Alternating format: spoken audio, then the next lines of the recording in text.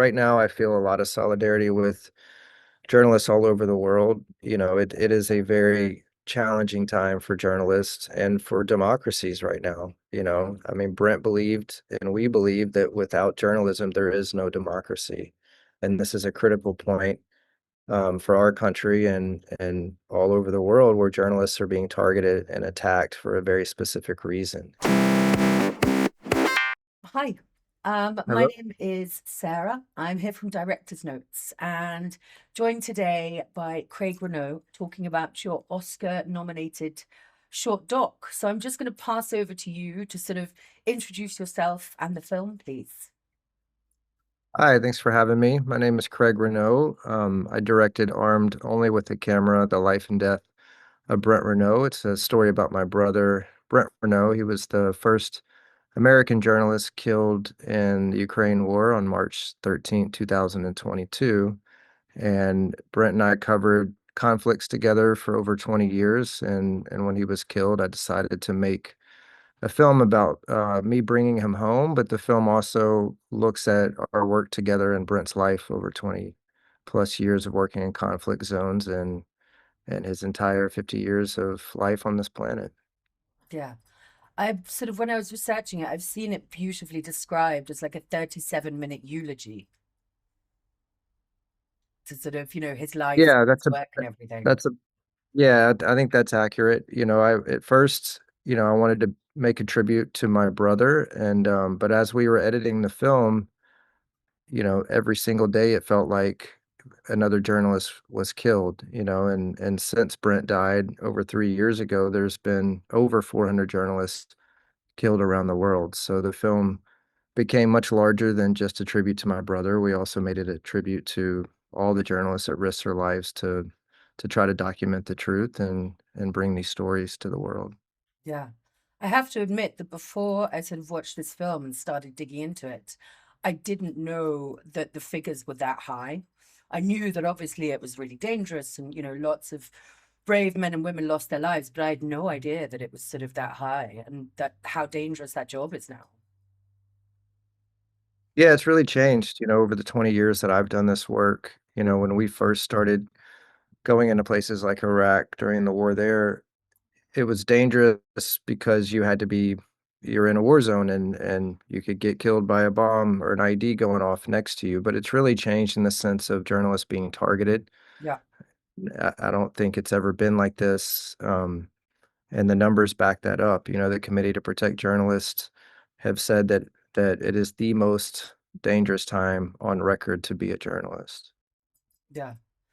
I think, yeah, it's insane. I mean, I grew up, sort of, I had a phase in my childhood where I wanted to be Kate Adie.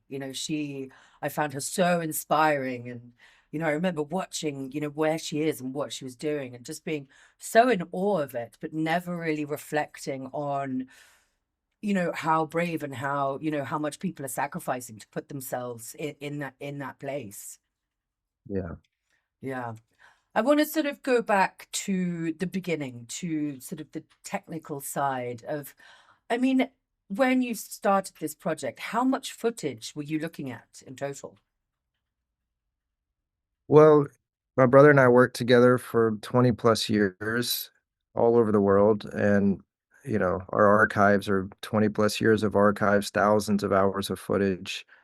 And so it was a lot to go through. And then my brother had been filming for a week in Ukraine before he was killed. And then I filmed for a number of weeks after he was killed. So, but the sheer volume of our archives that we dug through to try to find Brent's voice Yeah, was probably the biggest challenge of this film.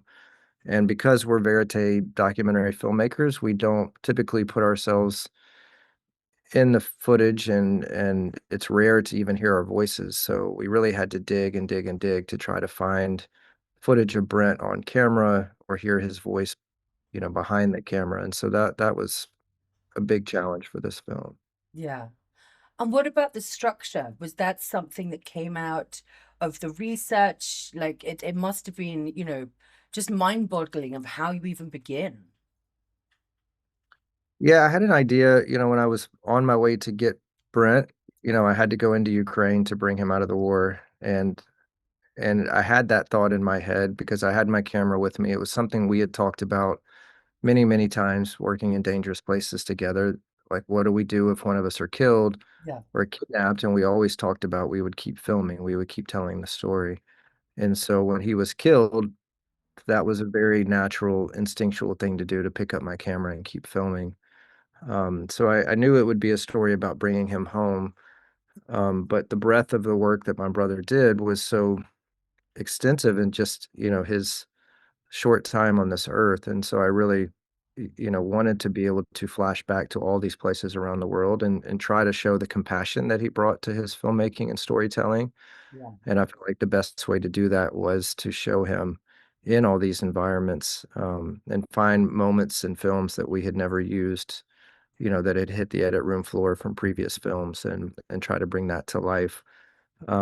So some of the structure I had it in my head from the very beginning about it being a story coming home, but then a lot of it was just wrestling with that footage and trying to find the right balance of how much of it was a present day narrative of bringing him out of Ukraine and how much of it was flashing back to previous places we had been. yeah. And I think, the balance sort of flows really nicely. There's enough of sort of the present day, and you've got the funeral and everything, and it's the juxtaposition with, all the footage that you found. Was there stuff that you learned about Brent when you were looking through the footage? Because obviously you worked so intricately together. Yeah, I mean, my favorite moment in the film is, Brent was filming in Somalia during a car bomb or the aftermath of a car bomb, and he was in a hospital filming with wounded patients. And a man who was burned all over his body had been watching him from across the room and calls Brent over and, says, the way that you hold that camera, you're doing it from your heart. And, that was one of those moments that we had overlooked in the past, when we were working on that, that project in Somalia. And so I think for me, those kind of moments were surprising, and stuff that I had missed and taken for granted. And then once somebody is gone, like losing your brother, to find those moments of humanity where a man is calling him from across the room and pointing out to him his compassion, just gave me goosebumps when I first watched that. And and then you were talking about the juxtaposition. If you watch in the film, Mm. right after that moment, it cuts back to present day of Brent's coffin being glued shut, and the journey of me bringing him out of Ukraine begins. And those kind of decisions of how much do I show of my brother's body was something that I really wrestled with because I didn't want to go too far, but I also felt and I knew what Brent would have wanted me to do, to not shy away from the violence, of the violent nature of his death, but also the violence of war zones. And so, um, that was something that I decided was important to show. Yeah. And I mean, that's something I wanted to ask about because it's on HBO. Was there any worry about what to include and whether or not it had to be censored in a way? I did not get any pushback from HBO on this film.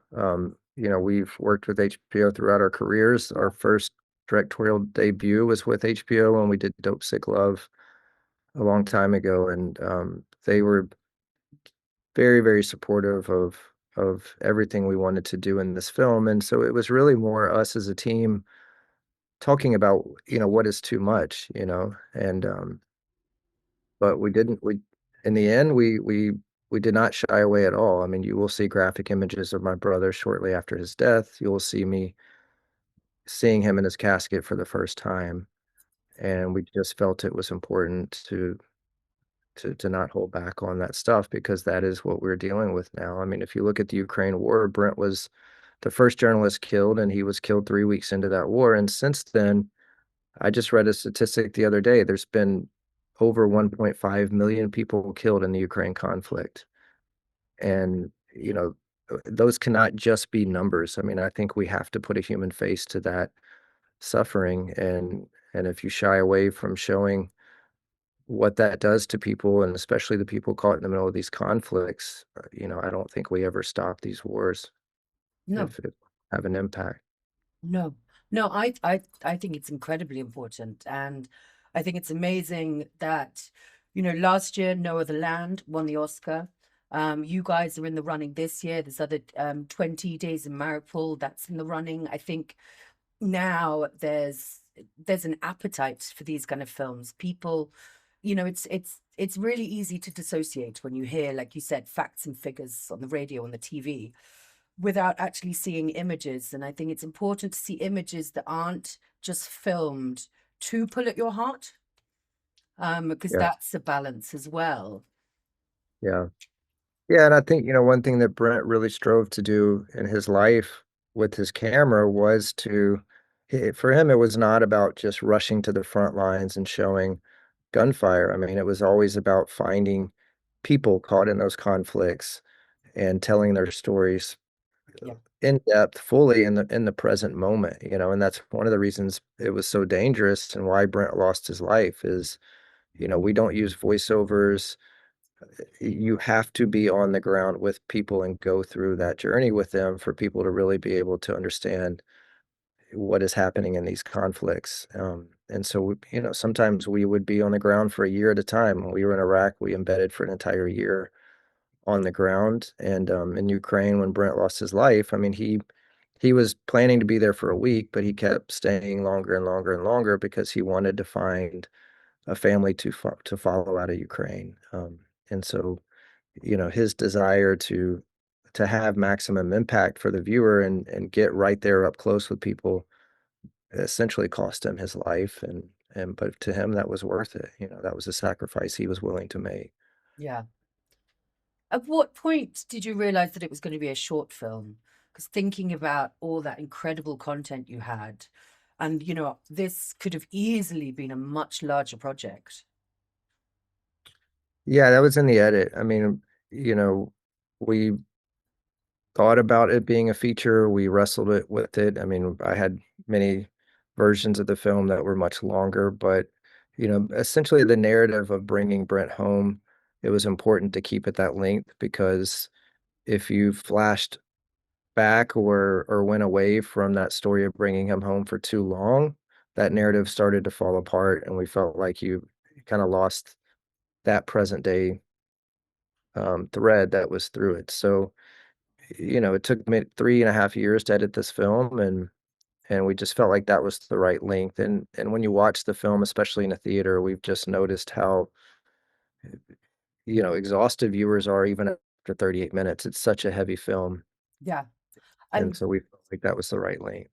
yeah, the first time I watched it, because I've watched it quite a few times over, the first time I watched it, I had to pause and sort of go make a cup of tea and whatever that means. But then I, went back and I was like, no, you've got to respect the edit and what's gone through. So then I went right back to the beginning. And I think I was a bit more prepared that time for what I was going to see, because I like to go into things blind without really knowing about it.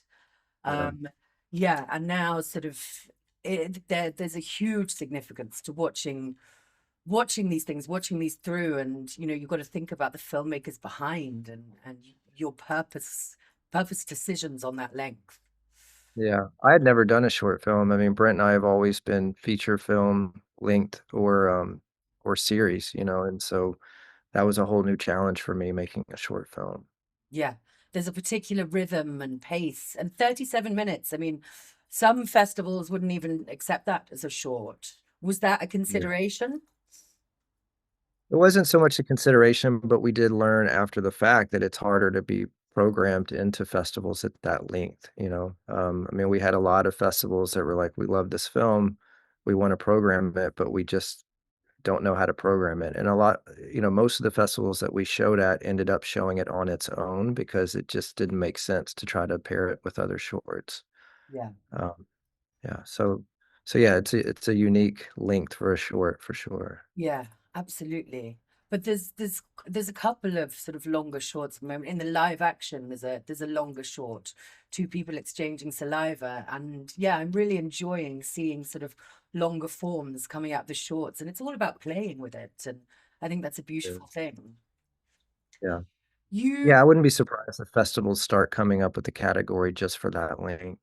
I hope so. I think there's a lot that can sit in that length that would lose a lot of their power if they're forced to sort of go under. Yeah, And then would be diluted if they sort of pushed into a feature. And I think that's sort of, we're seeing. And yeah, it'd be great if but festivals, they're quite traditional. They quite like to stick to their sure. guns. Yeah. No, and it's hard. I mean, if you have a 15-minute short, it's hard to have a beginning, middle, and end of a story. Yeah, You know, at 38 minutes, you really do have enough time to have that breadth like you do in a narrative yeah. or in a feature length. Mhm. And sort of this is something I wanted to ask, going back to, people calling it a eulogy and you wanting to talk about life and career, but you don't include sort of any of the other projects that you've done. So you've done some really big ones. There was Dope Yeah. Sick Love, what's it, Meth Store. Meth Storm. Yeah. Was that a purposeful decision? Well, I mean, there was a couple of films that I played around with. I mean, we did another film for HBO about Little Rock Central High School in Little Rock, Arkansas, where there was a famous civil rights incident of the first 9 African American students that desegregated that school. But because of the nature of bringing Brent home, you know, we ended up sticking to more of themes of conflict. But yeah, there's a whole nother body of work that Brent and I did together that you know, I mean, Brent was not specifically a conflict zone Yeah, documentary filmmaker. You know, that was probably half of our career. Um, but you know, Chicago was one part that we did include into this because it made sense because, you know, we were going in and out of international conflict zones while working in Chicago, and that was a parallel that we always saw that the amount of violence that these kids in Chicago were dealing with was greater than a lot of the soldiers were dealing with in Iraq and Afghanistan. yeah, yeah. There's a comparison there. Mm. And with you sort of in that edit, in that process, because you've done a lot of editing, with Brent before, was he always there in the back of your mind, his decisions, his tastes, what he might have Yeah. pushed you for? Yeah. I mean, I honestly feel like Brent was right there in the edit all the time. I mean, I could hear him in my head, in my ear constantly. I mean, we spent 20 years and we always edited our own films. We started off as editors.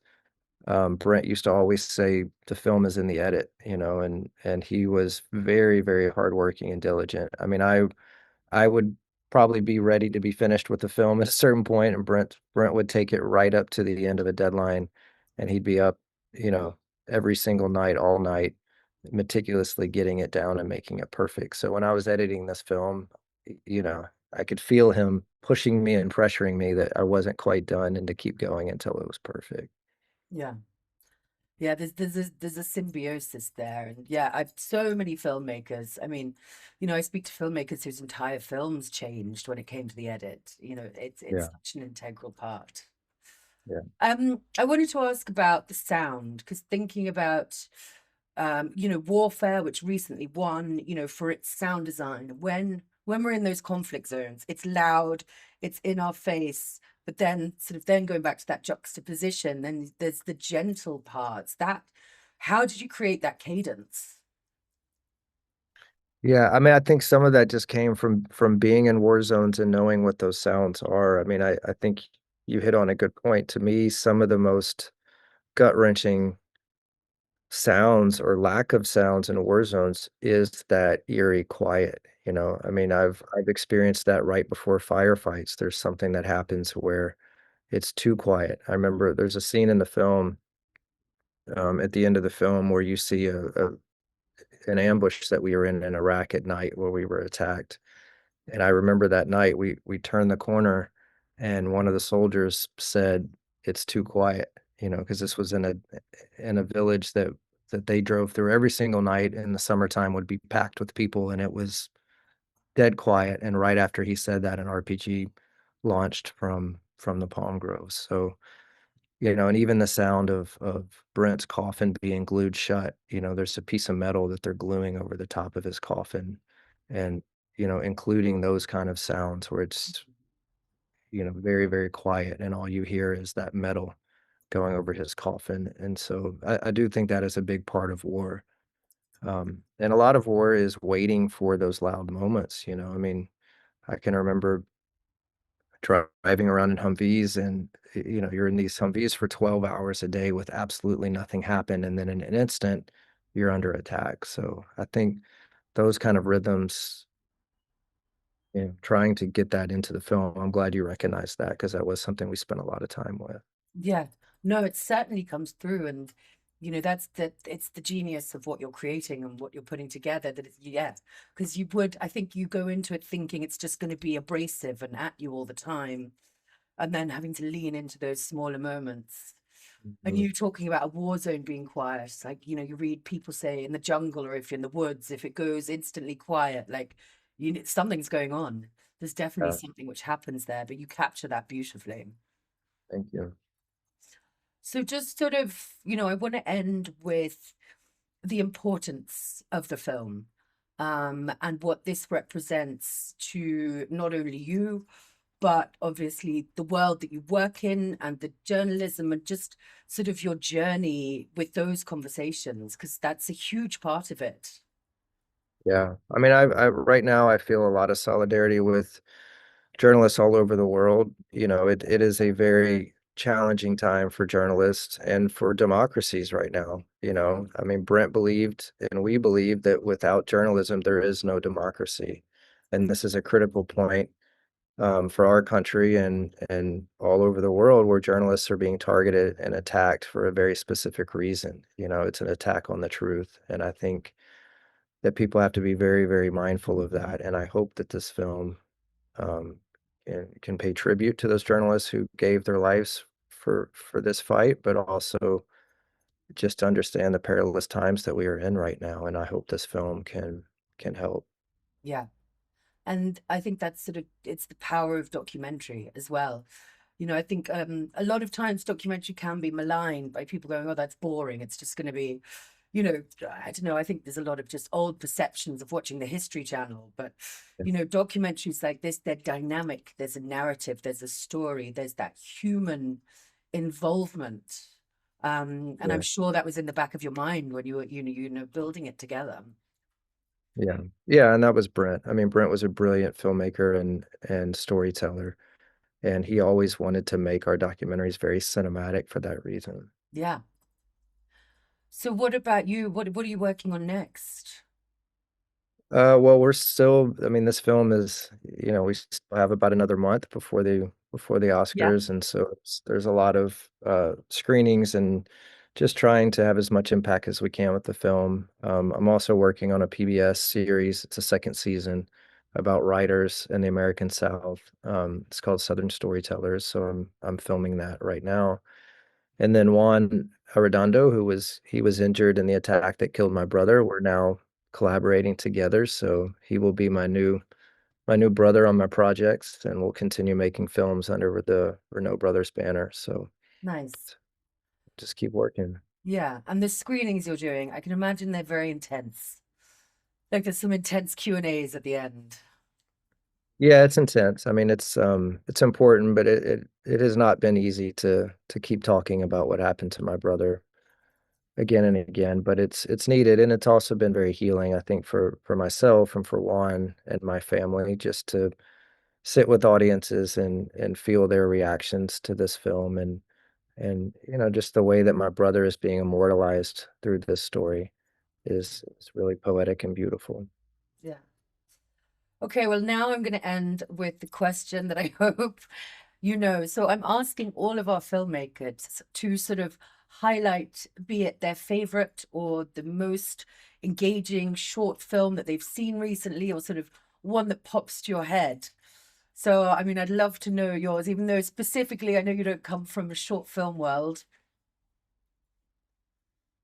I was really moved by all the empty rooms. I think that's our fierce competition Yeah, for the Oscars this year. And school shootings is something that is sadly something that we are constantly thinking about in this country. I have a 15-year-old son, and every day when he gets out of the car to go to school, I think about it and I worry about it. It's as a journalist who has been in war zones, of course, I talk to my son about what do you do if somebody starts shooting? He knows the drill. yeah, So I was very moved by that film, and that's another really important film. And I'm honestly just humbled to be in this category with Yeah. some incredible films like that. Joshua Seftel, isn't it? Yeah. And I actually spoke to him a couple of years ago because he had another film nominated, A Stranger at the Gate. Yeah. Yeah, no, there's some incredible films in documentary. And yeah, I wish you luck with sort of everything you're doing next. And thank you so much. Thank you for taking the time. Thank you.